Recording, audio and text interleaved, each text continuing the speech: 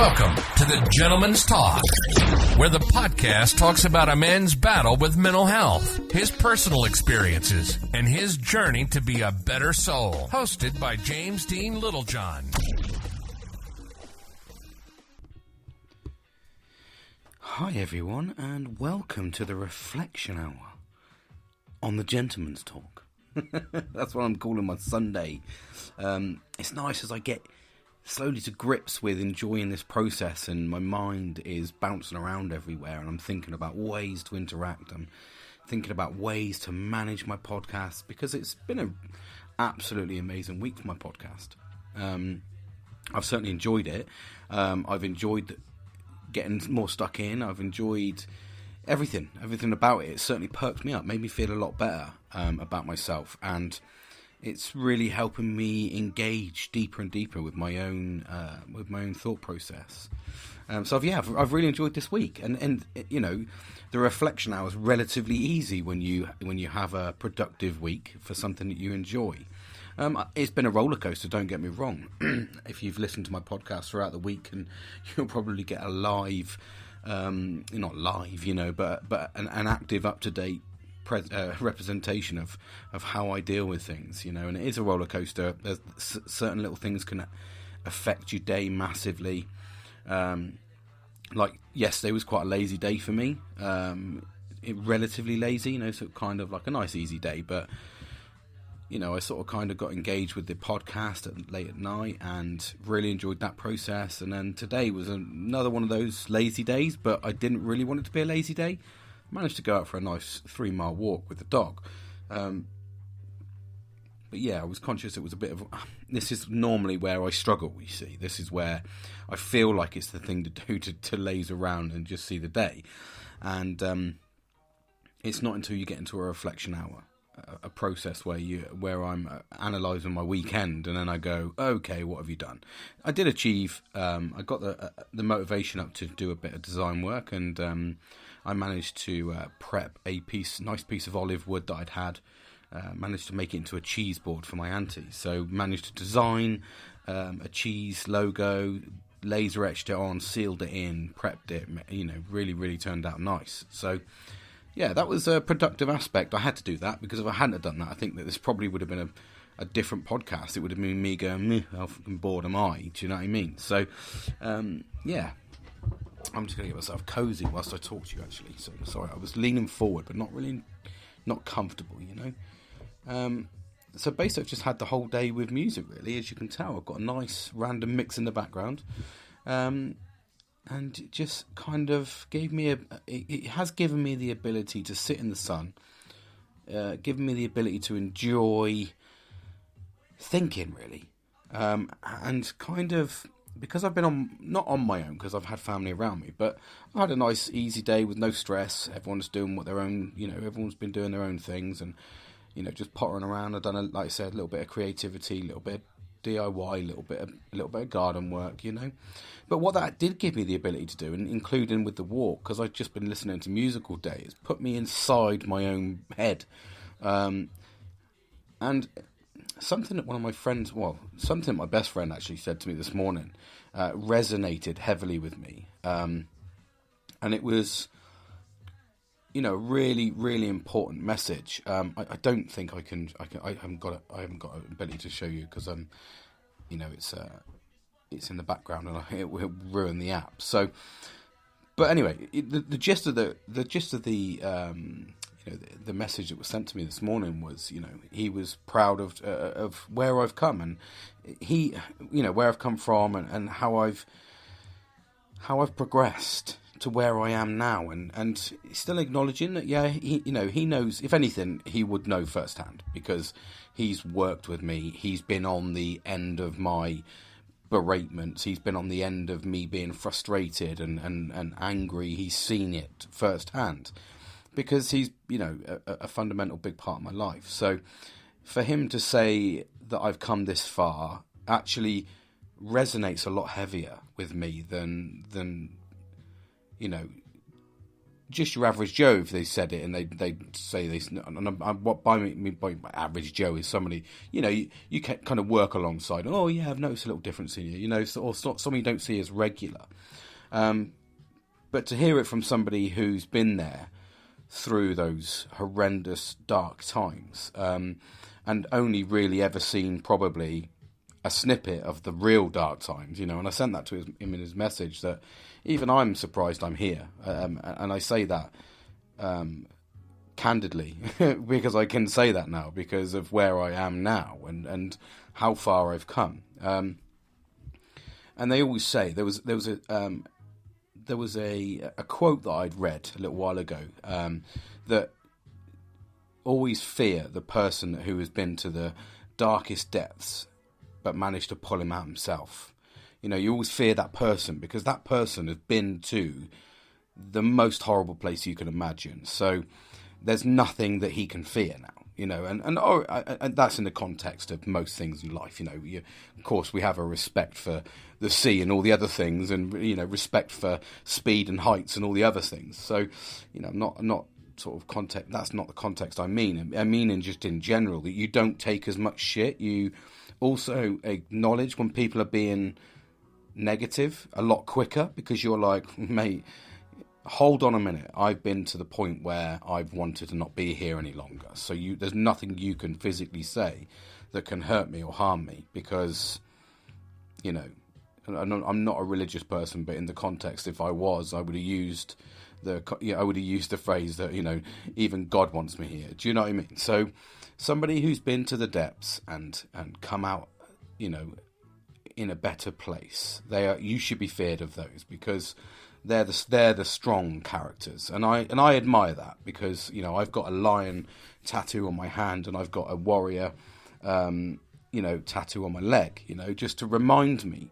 And there's a little tiny semicolon on the tattoo on my leg, which is I had that purposely put in there because that's the semicolon is the icon for, not the icon, the logo for depression, because semicolon obviously meaning it's not over, used in story writing. So it resonated with me this morning. I kind of sat there and I went, do you know what, mate? It was really, really, really nice, and to hear that, because although I didn't know how to respond to it because the emotion was initiated by someone else, it's okay when I get into a position where I can articulate my emotion, and I can. I love articulating in words and verbal words or written words how I feel because I like writing. So, but I got to be in the right frame of mind to be that way. So for me to have someone say that to me,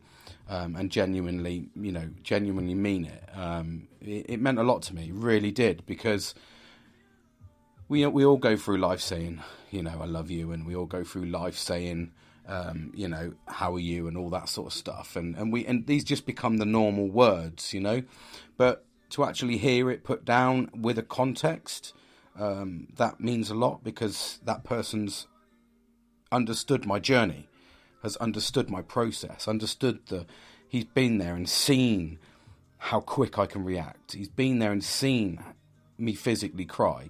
He's been there and seen me physically, get angry. He's been there through all of those difficult emotions that I've endured. So to hear that meant a lot to me, because that is that recognition, not recognition, because it's just that kind of, it's that support. That's the wrong word. The wrong word was recognition, but support is the word I'm looking for. And that is invaluable. And I've always said, I know I keep talking about friends, and I really do all the time, but I can't emphasize enough on how supportive they are, and how if you nurture the right people around you, and they send you things like that, those sort of text messages. And I've had my other friend Nelly send me photos of him back on his fitness journey. Excuse me. Back on his fitness journey, going out for walks. And I've had my other friend Billy, contacting me with his gun shooting and just a bit of banter, which is like invaluable. And I've been engaging back in with my brother, and we've been having the banter and personal message. I was ripping the shit out of him actually yesterday for his Saturday night. He was cleaning the carpet with a rug doctor, and I was like, mate, you are just fucking rock and roll, buddy. But when you nurture those people around you, and those people look after you, and those people enjoy your company, and they give you that support, and you give them the support back, it's invaluable. It really is. It's so. It just makes your day. You know, I was walking in the sun today, and I was listening to messages from my friends, and I was oblivious to what I was doing because I was smiling and having a laugh with my friends. And you know, it's not like we can just go and knock on a door. Well, you can, but you know, you can't just walk around the corner and knock on a door like we used to do. I keep always alluding back to that old, you know, that old way, you know, the old before phones and all the other shit that we had to deal with. It was just raw and unedited knocking on the door. Let's go, mate. You know, and it brings me on nicely actually to a metaphor that was said by somebody. And believe it or not, this metaphor, and I'm not going to tell you who the metaphor was. I will do at the end because I don't believe in plagiarism, but I'm going to put it in a context that is relatable, and then at the end, once I've told you the metaphor and how I think that it works, and I think that it works with life, excuse me, it's a little bit of interactive as well. Sorry, I've just had a massive fruit shake because I'm trying to be so healthy, but you know, it's like fruit in your stomach. It just it's in that in my belly, so it's like absolutely horrendous. Who said that being healthy is easy? I mean, I'm literally firing out seeds at me backside. I'm chewing that many seeds and everything I've got. Fibre, mate. It's all about the fibre. You try and tell that, mate. You're spitting shotguns out. Shotgun rounds. You know what I mean? Anyway, digress. So where was I? I've lost my track. So anyway, yeah, I'm trying to completely lost track of what I was trying to say then, because this is what happens. I go off on this tangent and I just go, I have no idea what I was talking about. So yeah, anyway, we get into the, so, you know, I've been re-engaging with my brother and everything else. So it's been fundamentally amazing. And what that did then was it made me look at these other things. And this video, and you know, the end of it, when I tell you who it is, you can probably relate it to the way that the metaphor would have been said by him. And what I tend to do then is I just want to put a spin on it with a little bit of interactivity and then tell you who it is at the end. So, right, if you imagine, so if you're sat there now listening, hopefully you're sat there listening anyway, just put your hands together with about an inch gap, you know, above them. And this is called the gap analysis. And I have looked into it, but the person who did it in a slightly different way. So, and then what happens is, as this whole journey basically is this gap. So if you imagine this gap, as this gap gets bigger. So if you imagine at the moment your whole gap is inside this inch gap between your two hands. So you're not quite clapping; they're together with an inch gap, and inside that gap is everything that was before, or you know, everything that you call, you know, life. Friends, family, everything else. And as we've been talking along this journey, I've been heavily involved in getting people to look at the people around them and progress and move forward and look at them around them. Make sure that you're nurturing the right people around you. Make sure you've got supportive family, you've got supportive friends. Just because it is family, it's irrelevant. If family doesn't mean it has to be, you have to be friends. At the end of the day, you may clash. You need to acknowledge your family, but you know, at the same time, you can't disown them. Do you know what I mean? You can, but it might cause a bit of heartache later on. So this gap is us, right? So you now got your hands together, and what we do is we grow. And so as we grow, and we sort of the gap gets further away. So the baseline at the moment is an inch gap. The baseline's the floor, and everything inside is all your friends. And now, as you grow, you get higher up. So the gap gets bigger, and it gets bigger, and it gets bigger. Now, you're noticing that this gap, you at the top, so you're the top hand, your friend's the bottom hand now, and you're growing up. But the bottom gap isn't coming with you, so you're actually creating a bigger gap.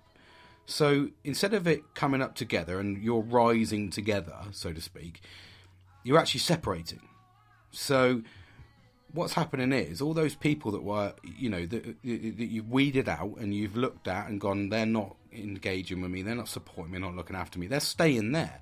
So the only way to go back to them, or to go back to that and make it so it was okay, is by bringing yourself back down again. But you don't want to do that, because that's negativity, isn't it? That's not what we're trying to do. We're trying to get the gap bigger. We're trying to get higher in the chain. We're trying to sort ourselves out, pick ourselves back up. This is a metaphor for being the platform, but we're trying to be better than that. We're trying to get us away from all of that negativity, and it will come up together if everybody was involved. But you're not. You're naturally going to get that gap slightly bigger. So we don't want to regress, because that's not what we're trying to do. So as you get bigger, these people just aren't going to come with you. And you're going to meet new people along the way, and sometimes they're going to fall to the bottom, and sometimes they're going to sit on this top hand with you, and they're going to rise. But do not, by any stretch of the imagination, draw that gap back down to the inch bottom gap. Keep that going. Keep making sure that you're weeding out those people that aren't looking after you, aren't supporting you.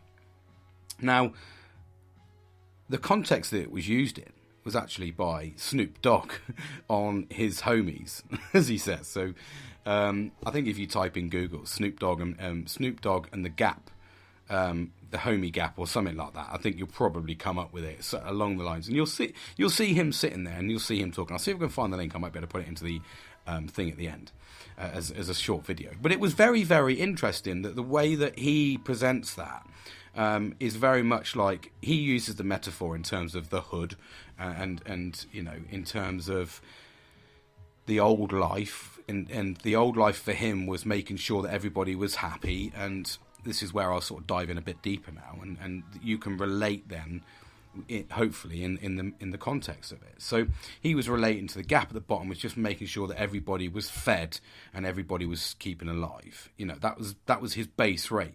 But he wanted more than that. He wanted more money. He wanted more. He wanted a better life. And he wanted to better himself. He didn't want to be in that low level. So he kept going up and up and up. But as he was going up and up, he realised that the gap was getting bigger, and he wasn't seeing those old friends as much, because they weren't interested in progressing and bettering their life. They wanted to live the hood life, if you like. That's the metaphor he uses. So, obviously I'm a straight up gangster, so I don't want to give myself away. So, this is me, I'm trying to be a bit low key about this, all right? So, straight up gangster, Eminem ain't shit on me. So as we get slightly bigger, he then realised that there was a gap. So he was like, well, I want to talk to my homies. But to talk to his homies, he had to go back down, which means that the gap closes. You don't want to close the gap, though, because that means he's back down there again, and he's not at the heights where he's getting better life, and he was bettering himself. So he just let them go, and then the gap got bigger and bigger and bigger, and now he doesn't see those people, but they're still doing the same old routine, the same old negativity, the same old lifestyle, the same old moaning. But in actual fact, he's away from it, and he's a better person for it. So, and that's where I use that gap analogy in the same sense of friendship, because it's really important to make sure that we grow, because that's what this is about. It might have been, certainly for me anyway, I certainly realised that a lot of my downfalls was the company I was keeping. I was keeping some very negative company. And as I keep saying to you, that as this fog has lifted from my face, and I've been able to see, and life has become with more clarity, and it's got more vibrance to it. And it's not just a black and white minefield at the moment. This is what it used to be to me. Everything was dark, dismal, and I didn't really see the light. Whereas now I'm starting to see that fog clearing. I'm starting to enjoy other things more. I'm starting to get ambitious again with regards to, even now I want to take a half day off next week and go wakeboarding, because I'm excited to go, whereas last year, completely irrelevant to me. I could have gone, but I didn't want to. And the year before that, I didn't go at all. And the year before that, I went. But so we're talking almost, 2.5 years I haven't been wakeboarding, doing a sport I absolutely love.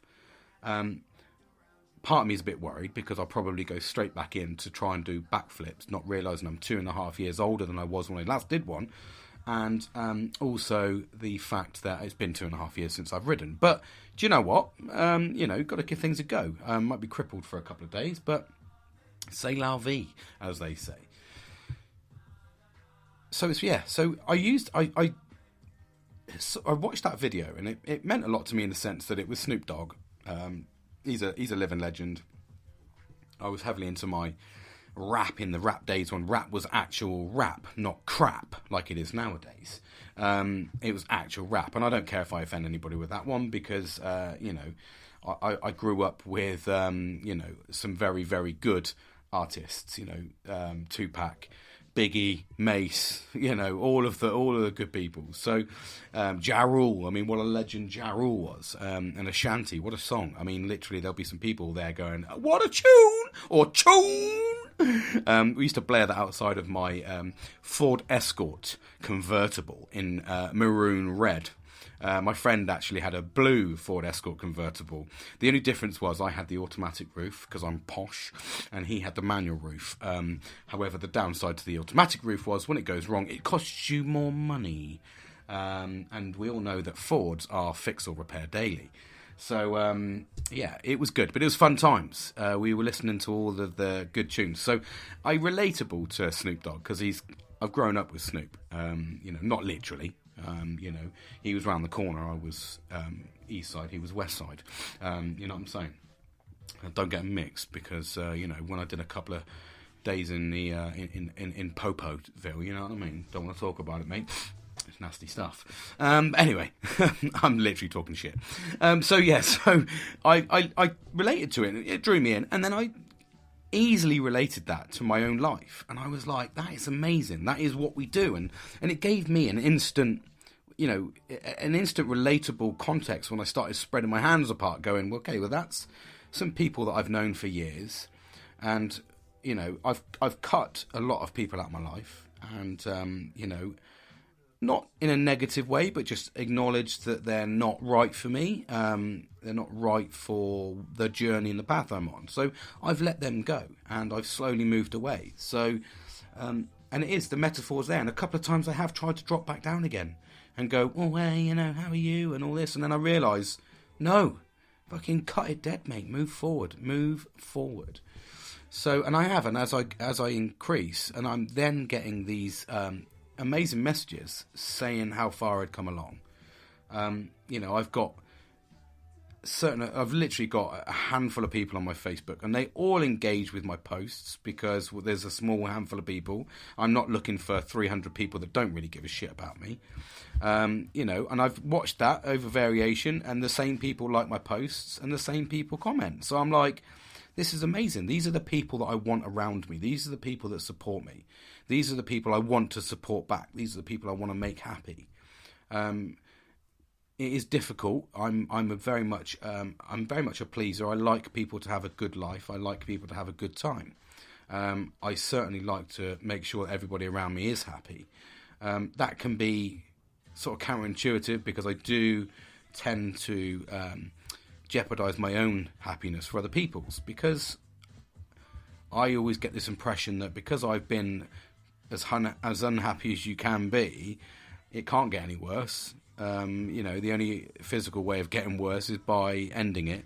And, so for me personally, I don't want to get to that place now. So I'm conscious when I see people that are low and unhappy that I want to make them happy. I want to bring their spirits up as whatever I can do.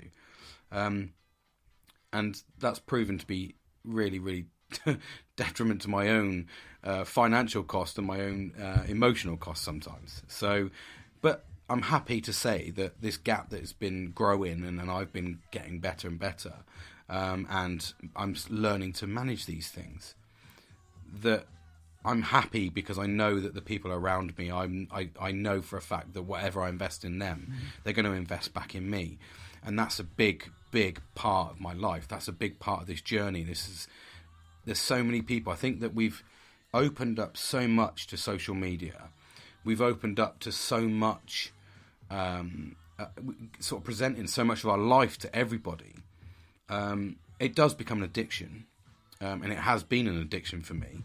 And it is very, very negative and disheartening when you don't get the feedback. I'm a lot happier now. I'm off 90% of all social media and just use my Facebook because it links to this.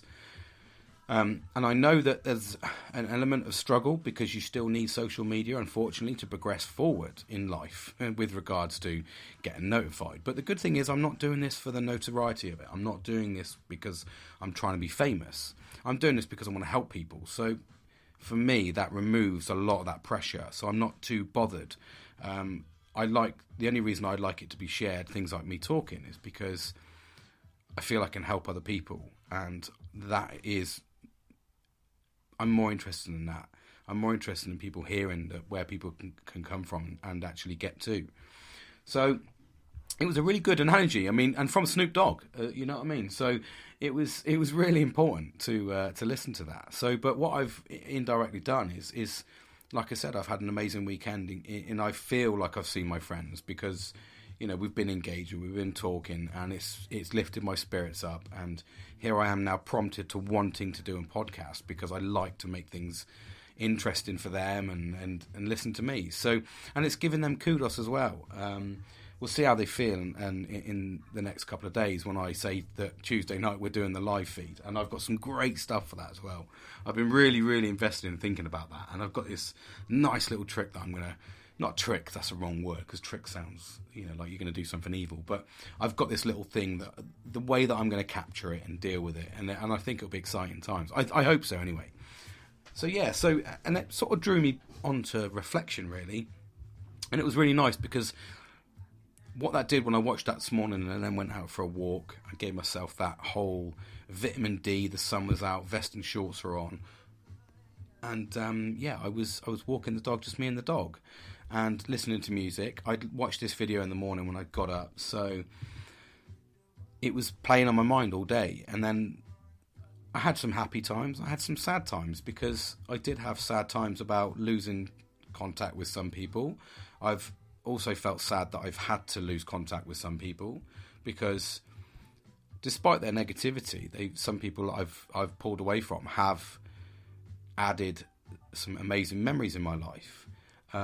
We're just on different journeys. We're just on different paths. And I've had to recognise that. So I've had to analyse it properly and put it in the right context properly, if that makes sense. And by that I mean understanding that these people were a part of my life, understanding that I've had some good times in my life with memories, photos, and you know, something to talk about, something to, you know, when I'm sort of 70, 80 and just sat there pissing myself. There's nothing wrong with me, I'm just pissing myself.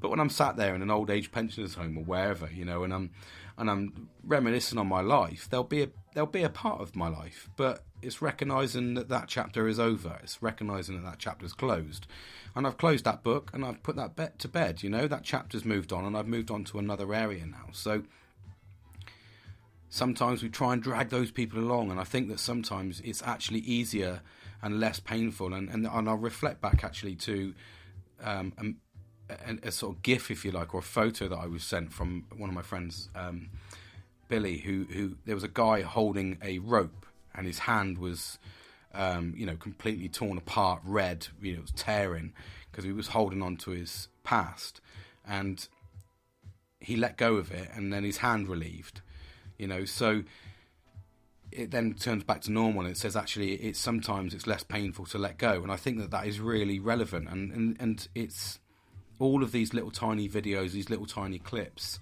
and I think that coupled with the addiction to need or think that we need lots of friends, because it's crazy when I reflect back, and I did reflect back like I said today, and I had some happy and sad times. I didn't have a lot of friends when I was at school either, really. I didn't have massive friends. And it was only when social media kind of came onto the platform, really, and just kind of destroyed everything. And we felt connected to a lot of people. But I think it's a false connection. Because, in fact, I know it's a false connection, because we're not meant to go through life and hold on to so much of our past, because that's what we do. We go out on the lash and we're like, oh yeah, add me to Facebook, mate, yeah, add me to Instagram, you know, and then you talk for a couple of days. And I've fallen foul to this nearly every time I've gone out.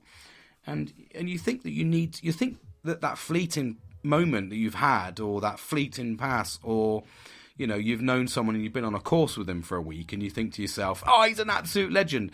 Yeah, because you got him on a good week, mate. He wasn't stressed from work. He didn't have all his other commitments, etc., etc. So sometimes we try to hold on to things, thinking there's a connection there.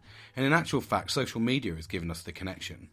But it's a false connection because they're not interested in us. They don't know nothing about us. Or if you're in the past and you've moved on, you normally just let go. You just go, you know, if I had a friend at school, you know, we're talking back in, you know, 1990s. If I had a friend in school and I didn't like the person, I would avoid them. You know, or I had a friend that's gone on to another friend, I would avoid them. And I go, okay, well, we've moved on. We were friends in year 7. We're not friends in year 8. He's met new friends. He's grown into a complete and utter goth Looney Tune. He's found himself listening to rock and roll and dressing up in black. And I'm not. I'm interested in, I don't know, at the time I was interested in snakeboarding rather than skateboarding, which was a big thing then. Google it, it's fucking legendary. So I was into snakeboarding and you know, BMXs and stripping my motorbike down and rebuilding it and taking my scrambler out. So that's the sort of thing I was interested in. So I wasn't interested in that. So you lose friendships, but it was healthy to do that because you acknowledge that you've parted seas and you've gone on different paths. I think that social media gives us that that false sense of friendship, whereas, you know, we think that we know that person and we see a couple of videos from that person or a couple of photos from that person, and in actual fact they're not your friends. So you look down and you've got 3, 4, 5, 6. I mean, I've looked at some Facebooks and they've got like 600-700 people on their Facebook, and I go, I bet you haven't got 600-700 friends, mate. You've probably got 4. So it gives us that false feeling that we're liked by so many people. And then when you don't get that gratification, you don't get that kudos or that like or that comment, and then you see them comment on one of their other friends and you go, oh, okay, wow, dickhead.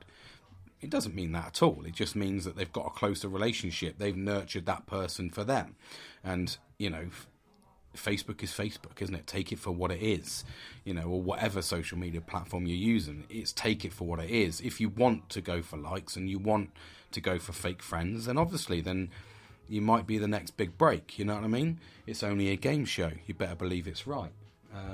If you know that quote, then snooker loopy nuts our way. So, you know, if you want to go down that route and think that that's going to give you the next bit of fame and you're going to be the next big thing, then carry on. I've tried, and I don't mean I've tried and you won't succeed because I didn't succeed. I mean, I've fallen into that trap. I've certainly fallen into that trap many, many times. And I've learnt the hard way to think that, you know, you do get a certain amount of business and stuff like that. But I think personally, word of mouth and doing things for your friends, and it is, if you're in a secure job, you're in a secure environment, you know, you've got your own house, you know, there's a lot of things you don't need in life. And one thing I've discovered I don't need is social media, because I use Facebook now as a cloud-based fucking photo archive. Do you know what I mean? That's basically what it is for me. Looking back and seeing what I've done, it was quite interesting because my garden's completely changed recently, and I've done a lot with it last year into this year. And I'm getting videos and photos on Facebook from 10 years ago to the last couple of days of me building a outside barbecue tiki hut and everything. 10 years ago I did that, and I remember doing it, you know. So I think that because I'm using it like that now, I get a lot more gratification out of it rather than going posting and going, well, who's going to like my photos, you know, because I've already done the groundwork for that. I already done the groundwork to know that those 18 people or whatever, 20 people that I've got on my friends list are all close to me, and I like their stuff, they like mine. So I know for a fact that I'm going to get that little bit of kudos that we all like, because we do like to feel loved, we do like to feel like people care about us, but I know I'm going to get that from the people that I've got on my friends list, because that's what I've done. I've developed that, I've nurtured that. And I know for a fact that, for me, the people that I've got currently in my life, I don't know what's going to happen in the future, but they certainly add a lot of value to my life. And if, for instance, they fall off the growth pattern because they do something else themselves, I'm confident in the fact that I know that the people around me will always be friends with me for life, because I think that they're very, very good people, and I get a lot out of each individual one of them. So, and that's invaluable to me, really is. So, and I know I harp on all the time about friendship, but I can't emphasize enough, and I said this earlier on, exactly the same word, how important they are. And I've said this so many times, because they add a lot of value to you. They perk you up. They make you feel happy. They give you motivation. They push you as well, which is really important. And also, it's just nice to feel that you're part of something. So I was happily. That was my reflection Sunday, really. And it was. I really thoroughly enjoyed it, actually, and I thoroughly enjoyed the engagement side of things. And I've kind of noticed just that my spirits are lifting up a little bit more. I do get. I don't know. I never know what tomorrow's going to bring, which is always the difficult bit for me. And tomorrow is one of those days that I don't know what it's going to bring. I know I've had a quiet weekend, so do I think that tomorrow is going to be a bit of a slow one? Potentially, but I'm ready for it. I'm geared up to know that I've had 2 weeks and I've had no colleagues in because they've all been all had time off for Easter. So I'm coming back in to hear about their time off, and moving forward with planning to getting ourselves geared, to do our job properly now. So, there's a lot going on. So I don't think it will be as bad as I normally would get if I've had a quiet weekend. And also, like I said, I'm going away next weekend, and I'm really excited about that. It's away as well, so it's not like local. It's not stressing. It's just a car ride to a location, enjoy the weekend, and a car ride back. And I've obviously discovered as well that it's Bank Holiday Monday, so get 2 days off and back into work on Tuesday. So I get plenty of rest and recuperation from hopefully a good weekend. But at the end of the day, it doesn't matter if it's a good weekend. I'm not planning it to be an amazing weekend. It's just go with the flow and see what happens.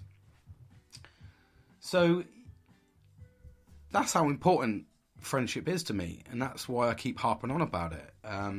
That's why I think everybody needs to do it. Everyone needs to look inside themselves. Everyone needs to, not literally, because that'd be fucking scary, but everyone needs to look inside their own little network and just see. Because I guarantee if you actually gave it the time of day to look down at your friendship groups and go, yep, he doesn't fucking talk to me, he doesn't talk to me, he's not interested, and sometimes you can just drop a few of those off, and you start getting to the point where, the people that you've got around you are constantly engaging with you and constantly having fun with you. So they're supporting your moods. They're bringing you up because you're getting that kudos and that level that you need. So massively important, really, massively important, and super exciting that I'm so engaged in this. And like I said, I've got a live show coming up this week, which I've got a few plans for. Hopefully, the 1 to 2 people I'm looking at, maybe 3. I don't know what we're going to do yet. I don't know. I kind of want to do a test piece, really, to see how it goes. I've got this, like I said, I've got this little spin to kick the conversation off, and then just have it as a chat, have it as a talk about mental health and stuff like that. And I'm really interested to understand what other people's perceptions of it is. And I'm really interested to understand in how people have managed their journey, and do they think that they've ever had this? Because, I'm not here to diagnose anything. One thing I did read earlier on, actually, was if you're ever going to talk about mental health and somebody says to you they're a bit down, or, they're feeling a bit low, one thing which I thought was... I see the relevance to it, but at the same time, I think that it depends on who that person is. But again, it struck a chord with me, and that was them saying, if you're talking to someone about mental health, and I was sort of kind of, the reason I got onto that topic was because I'm looking to talk to other people about mental health. So you've really important how you present the conversation, and it's really important to be careful, because the last thing you want to do is trigger anything. So I was looking, and they were saying, whatever you do not diagnose. If someone talks to you about their illness or how they're feeling, don't diagnose them with something, because I'm not a trained psychiatrist. I'm not a trained therapist. So I can never can always sound and look at symptoms, but let's face it, we can all look at the internet for symptoms, and I'm not saying that that's what people do, but that's probably what some people do. Look at symptoms and go, I need the symptoms. But it's over the prolonged period. I keep talking about this, I've told you this before, prolonged period stuff. So it's hugely important that I make sure that I get this right, and make sure that I'm not here to diagnose anybody. I'm just here to talk, and that's where the relaxed side of things is going to come into play. And then hopefully it just grows, it gets those legs and moves forward, because I think it'll add a lot to it, in terms of this. I mean, I've been talking to you now for the best part of 49 episodes, so you've heard a lot of my voice.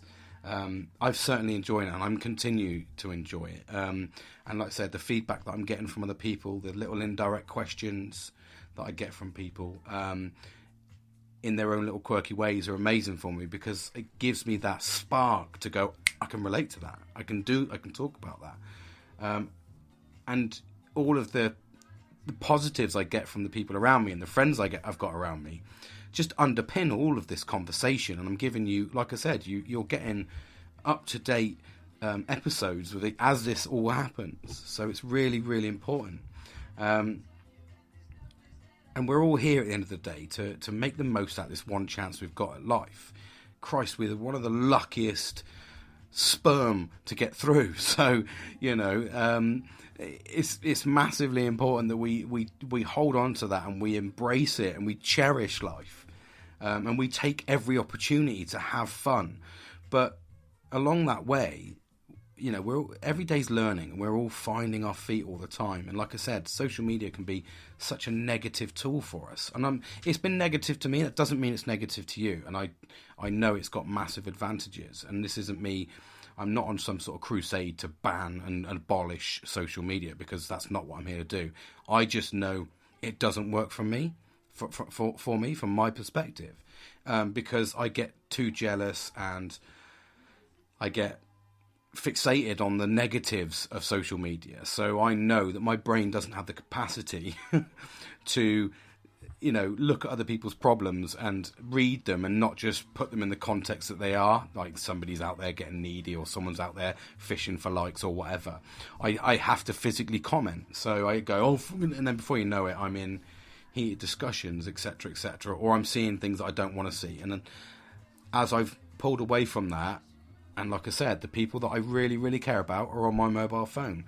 And if any of those people that have been removed off my social media ever message me, all the ones that really count will get a "hi mate, how are you?" Because I've kept all their numbers. I didn't delete everybody. I just removed the aspect of the internet, went back to my 80s and early 90s, and started just fucking enjoying life again.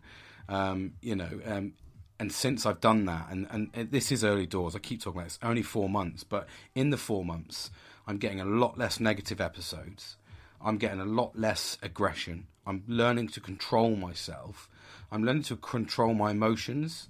Can be difficult, trust me, it fucking can. This isn't the icing on the cake. This isn't the final candle. This isn't the, plaster to, repair the crack. It's nothing like that at all. There is a metaphor out there, I couldn't think of it. This isn't a quick fix. That's the one. This is just me talking to try and help us manage this on a daily basis. I know I have this for life. I know that I could regress at any point. I certainly am fearful that I'm going to have a good summer and I'm going to regress massively in winter next year. I'm already in thoughts of how I can combat that, and what I can do to combat that. And from what research I've found, a lot of people go snowboarding in winter because it gives you that similar vitamin D, and you get a little bit of adrenaline and excitement. So that's something I'm going to be looking at doing this winter, saving up to have a week's break when I know it gets really bad for me, which is around November, December time. So plenty going on, but that's forward planning, isn't it? I'm not sitting here now like I would have been last year. Excuse me.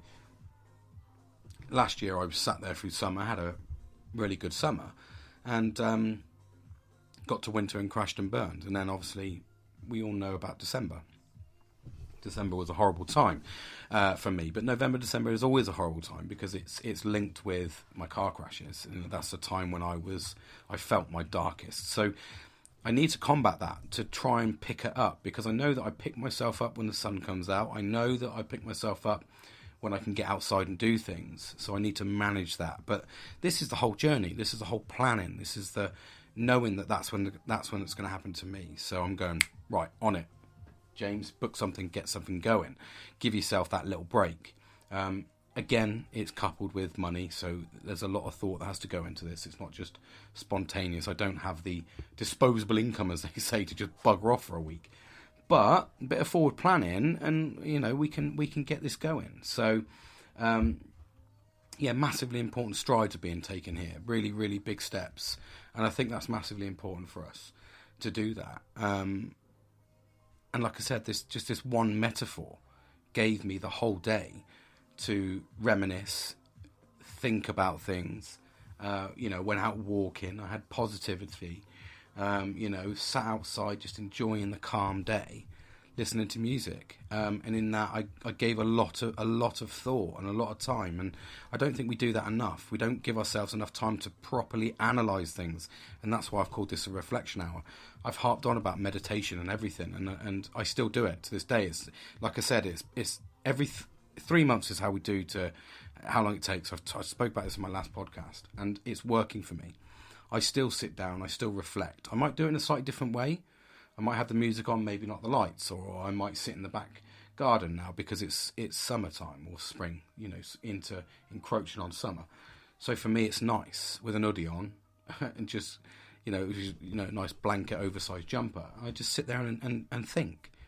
And by thinking, I've given myself full analysis of those people that I've had to let go and that are now sat on that palm at the bottom of the gap. They're the ones that I think about, and I acknowledge you're down there because I give them a fleeting thought now, not as in depth as I used to, but I sit down there and go, you're down there because you've been bad. No, you're down there because you don't want to grow, or I recognise you're on a different path. I recognise you wanted to do something different. I understand that. I'm fully appreciative of what you've given me and what value you gave to my life. I've acknowledged that you're on a different path and you had a massive element of negativity towards me, or we brought negativity depending on who they were. And I've just gone, okay, it's time to let go and carry on climbing that ladder to hopefully success. And I feel better for it. It does take time. Nothing like this. This is not easy. This is not an easy process by any stretch of the imagination. Like I said, 48 episodes in, and I'm still challenged daily with my feelings. Yesterday, I'm having arguments, pathetic arguments. So it doesn't stop. It's not like it's not a quick fix. It doesn't just disappear. You have to manage it, and there'll be times where it will regress. There'll be times, but what I do now is if I'm ever in that mood, is I contact my friends, or I talk to my friends, and it'll perk me up. And that's blocking those negative thoughts from coming in. It's blocking the fog from trying to put back over my eyes. It's giving me that inspiration. It's hard. It's really weird because I made this cheese board earlier on. I was talking about. Made a cheese board for my auntie who. She likes to say she says I fucking love cheese, and I don't know her. I don't know a lot about my auntie, to be fair. Again, families sort of kind of moved apart, and I didn't talk to them for the best part of 15 years. And I don't really know them now, but she's very relatable to my mum, obviously because it's her sister, but same sort of personality, and I've seen glimpses of that. So, but they asked me to make a cheese board, my mum did, for a gift, and I said I would do it. And it's taken me, believe it or not, 6 weeks to make this cheese board. And it took me about 3 or 4 hours today to do. But I don't know why it took me so long to find the inspiration and the motivation to do it. And well, I do actually. I tell a fucking lie. I know 100% why I didn't do it. I have this thing that if someone asks me to make something for anyone that really knows me knows that's not the way to approach making something for me. Although they didn't, the problem is my mum and dad came up to me and said, can you make a gift on one of your cheese boards? They're fucking amazing. We really want to make one for my sister because she fucking loves cheese. So they said to her, I want it to say, I fucking love cheese.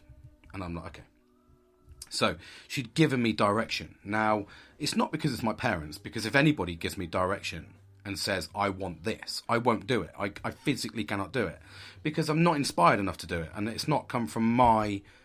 It's not me wanting to do it. So people say to me all the time, and I don't mean this in a big-headed context by any stretch of the imagination, but I like photography and I'm quite good at it. I like wakeboarding and I'm quite good at it. I like, I like designing things. I'm quite good at it, because I make myself be good at these things.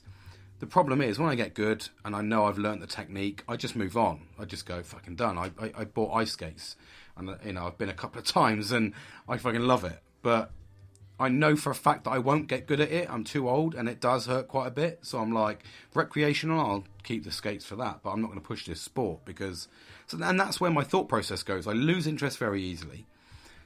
And today I was kind of sat there, and the reason I sparked myself up today, and the reason I was like, fucking mate, you need to get on this, is because consciously I was, my mum and dad were waiting for it, but the other part of me was sat there going, I need to do it because it will keep me busy for the day. And today was the day.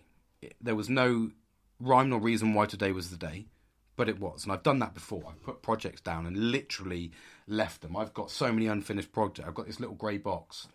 I say little bit, it's an ottoman next to in my bar, and it's filled with half-finished projects, and it's filled with hundreds of, probably about 100 RAF patches that have not sold because I haven't sold them because I'm not interested in selling them. I designed them. I took the ones out. I took one of each design that I've ever drawn and designed and kept it, and then I was given the extra amount on top that weren't being sold. To the RAF, and they were my cut basically from the big packs, and I haven't sold them because I'm not interested. They'll sit there and they'll probably end up in the attic, to be honest, which is quite a shame because they are amazing. But I've given them to I've given the ones I like to the people I care about, or would be interested in them anyway. That's a better way of putting it. Be interested, because I like everybody that's around me, but if you're not interested in a patch, I don't see the point in giving it to you because you wouldn't see the relevance to it. In fact, I did actually give it to somebody. I gave a patch to an old work colleague in my last place, and he said to me, oh, he'll make a nice tea coaster. And I looked at him and went, you're a fucking dick, mate. And that's the problem. That's why I don't make things for people, because that's a type of, you might get 1 in 10 people that would be really appreciative of it, but those other 9 people will be like him. Oh, right, well, cheers for that. That was a gift from me. He didn't even fucking turn up my leaving do. So, it just goes to show where my level of gratitude and kindness is and where this old fucker is, So, but I don't get disheartened about it, although that sounded very bitter. That's my thought process. So I text my mum and dad and said, sorry, it's taken so long to do. I just got this process. And they went, oh, there was no pressure. You could have done it whenever. I was like, no, it wasn't about the pressure, because I know there was no pressure. I didn't mean it in a negative, and it sounded negative towards them. But I was like, no, it doesn't. I don't mean it in a negative way towards you. What I mean is I wasn't interested in it because I didn't think of it. I didn't want to do it for somebody, as in I hadn't met my auntie and gone and said, oh, the scenario wasn't present when with me. So I heard about it sort of second, third hand, really. So for me, I didn't see the humour factor, the humour side of it, and I didn't see the relevance to it. So for me, it was just a logo on, a bit of olive wood, cut it down, prep it, drill a hole, draw a logo, laser etch it on, seal it, and then give it to them. That's the process. Now, sounds relatively easy. It's fucking not, I can assure you. But I just got to the point where I was like I said, I go through this thing, and people have asked me to do things for them, and I've just looked at them and gone, no. And they look at me like, but I'll pay you money. And I go, no, it's not about the money, mate. Nothing I ever do is about money. That's clearly apparent by the fact that my mum said, right, how much do I owe you for the job? And I was like, well, I know for a fact that cheese boards, a basic cheese board is about £30-40 for a bit of block, let alone a personalised logo and a little fucking cutting knife. So you're probably looking at about 50-55 quid. 60 quid if I wanted to be a complete arsehole and say this is fucking one-off, because it is one-off. You wouldn't get this anywhere. And I said to him, no, just pay me for the piece of wood, mate, 15 quid. And that's what I paid for the wood. I paid for the slab. I paid for a slab of rosewood. And then just cut it and I said, I'm not interested in my time, because I've enjoyed the process, so I've got a lot out of it. I've done it in my own time. I've done it with my own design. So basically I've removed the emotion that they wanted from it, and that sounds harsh, but it's not. But I've removed their emotion and done it because I remembered in the back of my head that someone wanted it, and I was like, okay, I'm ready to do it now. And I did it, and it turned out fucking amazing, actually. And that's not me blowing my own trumpet. Toot toot. But it's a process to go through. And I don't think that'll ever get better. What's that relevance to do with mental health, though, he says? And well, it's the relevance is it's a journey, isn't it? And the relevance is how every day is a battle, and something as easy as that which I absolutely enjoy doing was hard to get started. And a lot of people have said, my wife says it all the time to me. She's like, James, if you put your heart and mind to it, I think you could probably be a millionaire. Because I like making one-offs. And if I had a spray shop with all the tools and just myself every single day, I probably could make some really awesome things, because I wouldn't have the pressure of anyone else. The downside is it has to be on my terms. It has to be my design. If someone gives me a design, I'm just like, I'm not fucking interested, mate, because it's your design, it's your work, it's not my work, and I'm very much a perfectionist, and I like to own that piece of work. I don't like collaborating with people. I'm very selfish in that sense, because I worry that it won't be up to my standard, or it won't fit with my suit. For instance, people have asked me to do things, and I've just chinned them completely off, or gone, yeah, and I've got no interest. If I'd have done it within a few days, then I'm 100% interested. If I haven't done it yet, I'm not interested, because it's either I don't understand it, or I'm just not interested. So mental health is a crazy thing, and learning about myself, and that's the reflection side of things today. When I was reflecting, and I was thinking to myself, why is it taking me so fucking long to do this? This was a couple of 3 hours, and I enjoyed it, and it turned out amazing. And I've just gone, well, because you're not interested, mate. So it's like that, finding that motivation. Even if you're good at something, you might lose the motivation to do it. And that's another thing with mental health.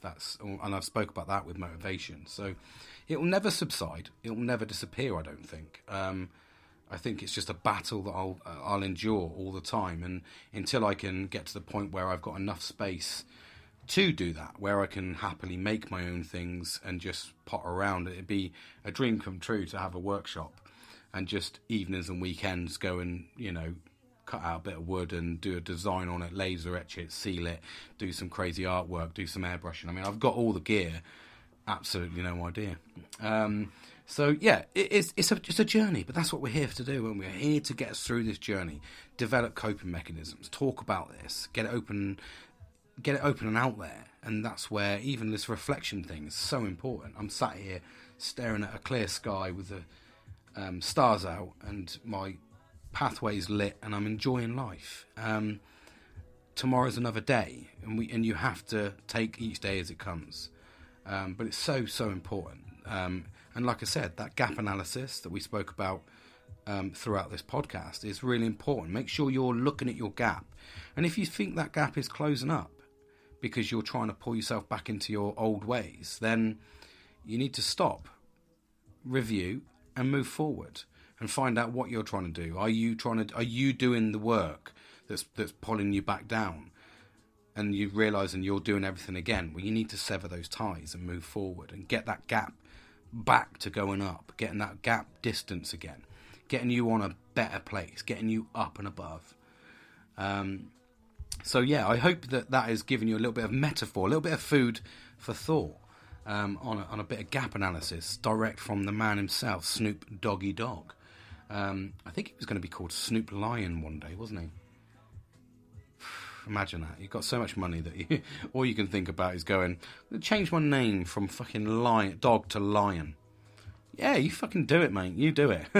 What a fucking hard life that'd be, wouldn't it? Hey, that's all you got to think about is how to address your name.